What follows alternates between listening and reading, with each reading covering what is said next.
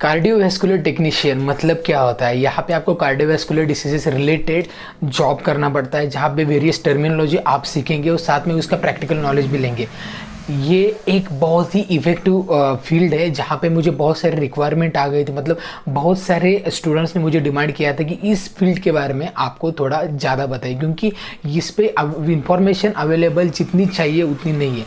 जहाँ पे मैं इंस्टाग्राम पे क्वेश्चन और आंसर की सीरीज़ करता हूँ 15 दिन में एक बार, जब जहाँ पे सभी स्टूडेंट्स मेरे हर एक क्वेश्चन उनका पूछते हैं, जब मैं वहाँ पे जवाब देता हूँ। तो तभी यहाँ पे 4 या 5 स्टूडेंट ने मुझे रिक्वायरमेंट बताई कि बीएससी इन कार्डियोवैस्कुलर टेक्नीशियन के बारे में उनको जानना है। तो इसके लिए उन सभी स्टूडेंट्स के लिए ये वीडियो मैं बना रहा हूँ, जहाँ पे बीएससी टेक्नीशियन क्या होता है, उसकी कोर्स करने के लिए कौन सा कोर्स है, उसकी फीस क्या है, उसके कोर्स में कंटेंट क्या रहेगा, सब्जेक्ट क्या रहेगा, उसके बाद उसका जॉब और रिस्पॉन्सिबिलिटी, ये सारी चीज़ें हम इस वीडियो में देखेंगे। तो आज इस वीडियो में पूरे डिटेल्स में जानेंगे बीएससी इन कार्डियोवैस्कुलर टेक्नीशियन। नमस्ते दोस्तों, मैं आपका दोस्त अमित, आप सबका मेरे YouTube channel things by Amit में हार्दिक स्वागत। बीएससी इन कार्डियोवैस्कुलर टेक्नीशियन ये 3 साल का फुल टाइम कोर्स है। यहाँ पे आपको सीखने को मिलेगा कि वेरियस डायग्नोस्टिक्स टेक्निक जो कार्डियोवैस्कुलर जो पेशेंट रहते हैं उनमें उनको डिटेक्ट करने के लिए किए जाते हैं, और साथ में आपको रिलेवेंट यूज़ ऑफ कंप्यूटर के टूल्स, हार्डवेयर्स और फार्माकोलॉजिकल एजेंट्स क्या रहते हैं उसके रिगार्डिंग आपको स्टडी करने को मिलेगा। और साथ में आपको इलेक्ट्रोफिजियोलॉजी क्या होती है उसके एप्लीकेशन आपको सिखाए जाएंगे। उसके साथ आपको वेरियस एडवांस टेक्नोलॉजी जो कार्डियोवैस्कुलर डिसीज ट्रीट करने के लिए किए जाते हैं उसके सारे नॉलेज आपको यहाँ पे मिलेंगे। साथ में आपको एडवांस टेक्निकल और प्रैक्टिकल नॉलेज, ये एक जो आपके गाइड रहते हैं या फिजिशियन रहते हैं उसके उनके अंडर काम करके पूरी डिटेल्स में प्रोसीजर जानने का मौका मिलेगा। तो ये actually in general cardiovascular technician का काम क्या रहता है। लेकिन अब बात करते हैं उसके कोर्स की। तो ये कोर्स 3 साल का है। उसकी फीस क्या रहती है, उसकी फीस है लगभग 2 लाख से 4 लाख, डिपेंड है इंस्टीट्यूट टू इंस्टीट्यूट डिफर रहती है।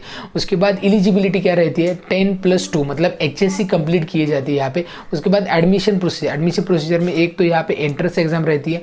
इंस्टीट्यूट, बहुत सारे इंस्टीट्यूट एंट्रेंस एग्जाम लेते हैं या फिर बहुत सारे इंस्टीट्यूट डायरेक्ट एडमिशन भी देती है on the basis of HSC exam के आपके मार्क्स। मेनली फोकस क्या रहता है इस कोर्स के बारे में, तो पहला है वो टेस्ट करना है, कार्डियोवैस्कुलर पेशेंट को कैसे टेस्ट करते हैं। उसके बाद नेक्स्ट है कि उसकी टेक केयर कैसे लेते हैं, मतलब पेशेंट काउंसलिंग कैसे करते हैं, इसके बारे में आपको सिखाया जाएगा। उसके बाद इमरजेंसी सिचुएशन में कैसे एक पर्सन को ट्रीट किया जाता है, एक पेशेंट को ट्रीट किया जाता है और उसमें उन सिचुएशन से बाहर निकाला जाता है। ये सारी चीज़ें आपको सीखने को मिली। और साथ में इन कैथेटर कैसे इंसर्ट करते हैं, पेस मेकर कैसे यूज़ करते हैं, इसके बारे में भी आपको सिखाया जाएगा।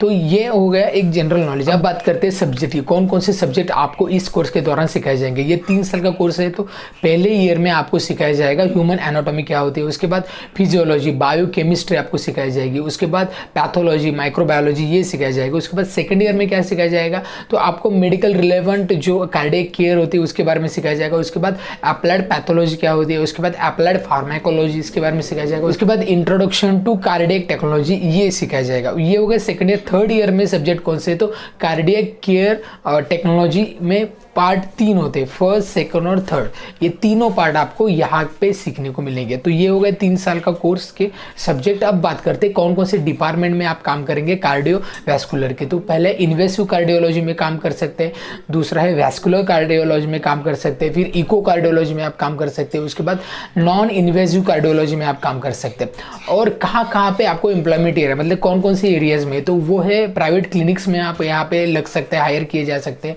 हॉस्पिटल्स में हायर किए जा सकते हैं, या फिर रिसर्च सेंटर में भी हायर किए जा सकते हैं आप।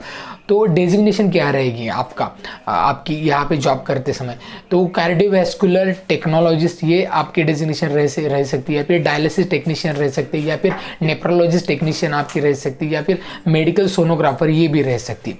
तो अब ये सारा को डिटेल में बताने के बाद अब बात करेंगे जॉब एंड रिस्पॉन्सिबिलिटीज।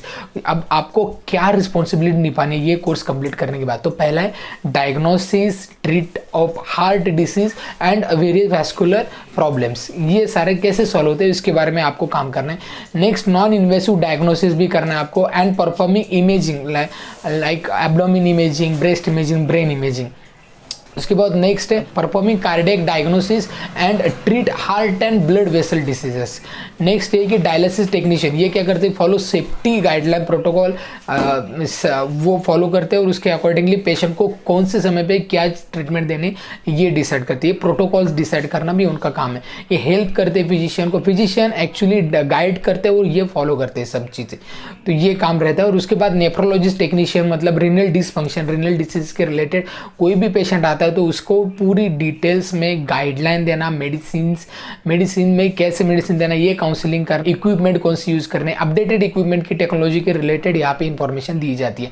तो ये मैंने डिटेल्स में बताया बीएससी इन कार्डियोवैस्कुलर टेक्नीशियन। आशा करता हूँ ये वीडियो आप सभी को बहुत अच्छी तरीके से समझ में आ गया होगा।